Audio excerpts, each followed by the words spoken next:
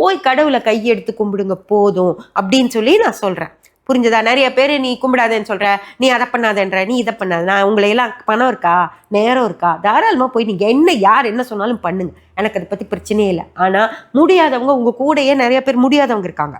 பணத்தால் முடியாதவங்க, உடம்பால் முடியாதவங்க, நேரமின்மையினால் முடியாதவங்க, செய்யணும்னு மனசுக்குள்ளே ஆசை வச்சுட்டு கணவரோ மனைவியோ செய்யக்கூடாதுன்னு சொல்கிறப்போ, மாமனார் மாமியாரோ அம்மா அப்பாவோ செய்யாத அப்படின்னு சொல்கிறப்போ அதை கேட்க வேண்டிய இடத்துல இருக்கிறவங்க நிறைய பேர் இருக்காங்க. அப்போது அவங்களுக்கெல்லாம் அந்த கில்ட்டை கொடுக்காதீங்க. செய்ய முடியலையேங்கிறாங்களே, உங்களுக்கு ஒன்றுமே ஆகாது. புரிஞ்சுதா? கடவுள் உங்களை தண்டிச்சிட மாட்டார், கோயிச்சிக்க மாட்டார், ஒன்றுமே ஆகாது. அதே போல் பணம் இல்லைனாலும் நீங்கள் செய்யலைன்னா ஒன்றும் இல்லை. இதுக்காக பணத்தை செலவு பண்ணி பணத்தை சேர்த்தி வச்சு இதை செய்யாதீங்க. அதுக்கு பதில் பணம் சேர்த்தி வச்சு உங்கள் குழந்தைகளுக்கு ஒரு நகை வாங்கி போடுங்க, இல்லை ஒரு ட்ரிப்பு கூட்டிகிட்டு போங்க.